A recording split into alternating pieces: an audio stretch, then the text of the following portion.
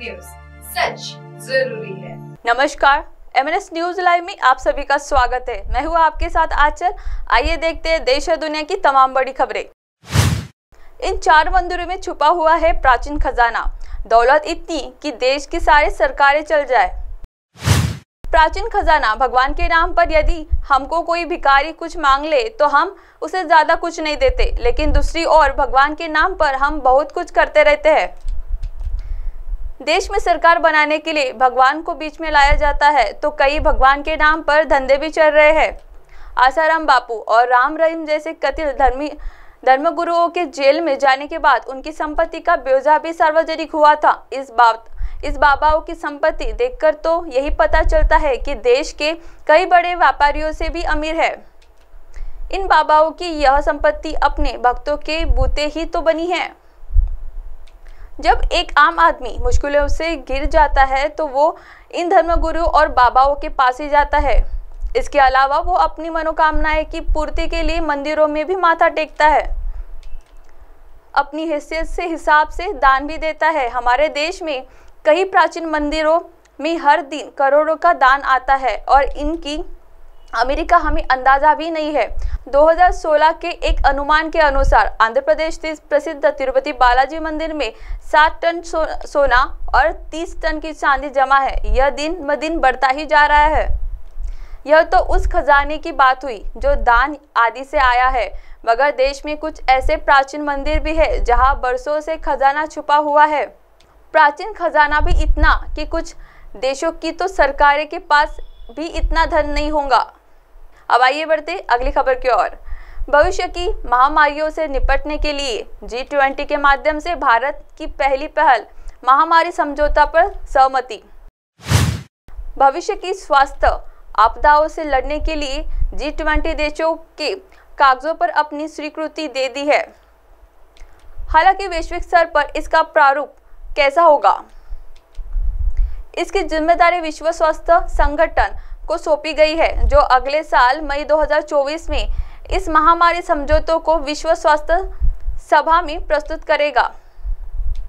सूत्रों के अनुसार इस साल G20 के माध्यम से भारत शुरुआत से ही वैश्विक स्तर पर एक महामारी समझौता लाने की पहल कर रहा है। अब तक 3 अलग-अलग G20 स्वास्थ्य समूह की बैठक में सभी देशों के प्रतिनिधियों ने इस चर्चा की, जिस पर अंतिम सहमति गुजरात के गांधीनगर में आयोजित G20 स्वास्थ्य मंत्रियों की बैठक में मिली है।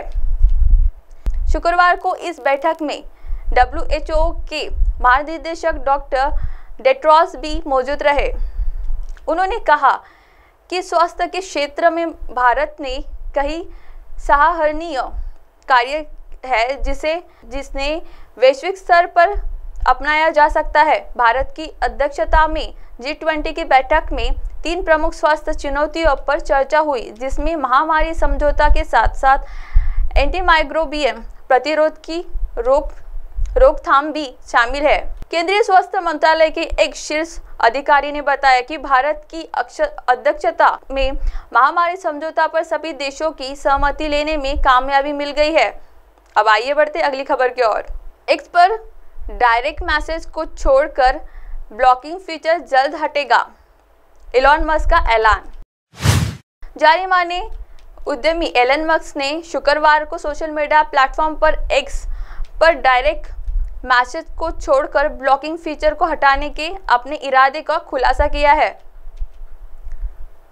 एलन मस्क ने ब्लॉगिंग फीचर की आलोचना करते हुए कहा कि इसका कोई मतलब नहीं है। साथ ही उनका मानना है कि इसका इस्तेमाल अक्सर आवाज़ों को दबाने के लिए किया जाता है।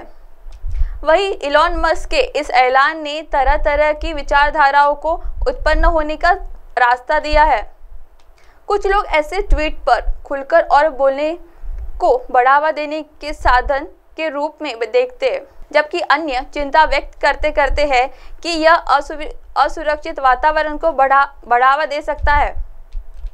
एलन मस्क का बयान टेस्ला फैन अकाउंट के एक प्रश्न से प्रेरित था, जिसमें म्यूट करने के बजाय ब्लॉक करने के पीछे तर्क पर सवाल उठाया गया था। हालांकि कुछ उपयोगकर्ताओं ने प्रस्ताव दिया कि सेवा की पिछली प्रमाणीकरण प्रणाली का अनुकरण करने के लिए अवरुद्ध सुविधा को नया रूप दिया जा सकता है, जिसे अक्सर सुरक्षा उपाय के रूप में देखा जाता है। ट्विटर ने अपने सहायता पृष्ठ पर यह कहकर मामले को संबोधित किया कि ट्विटर लोगों को उनके अनुभव को नियंत्रित करने के लिए ब्लॉगिंग सहित कई प्रकार के टूल देता है। ब्लॉग करने से लोगों को विशिष्ट खातों को उसके संपर्क करने, उसके ट्वीट देखने और उसका अनुसरण करने से प्रतिबंधित करने में मदद मिलती है। अगर आपको ट्विटर पर किसी अन्य खाते द्वारा ब्लॉक किया गया है तो आप अभी भी अन्य खातों को ब्लॉक कर सकते हैं। हालांकि म्यूट सुविधा जारी रह सकती है। यह ध्यान रखना महत्वपूर्ण है कि ब्लॉक करना और म्यूट करना समान नहीं है।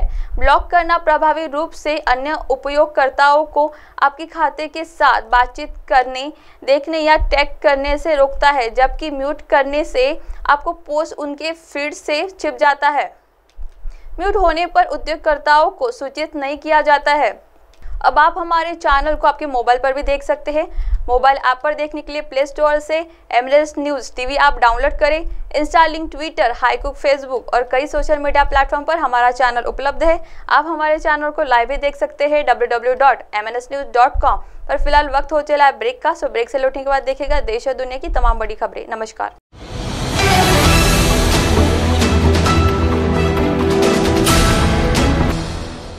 ये है MNS न्यूज नेटवर्क और आप देख रहे हैं MNS न्यूज।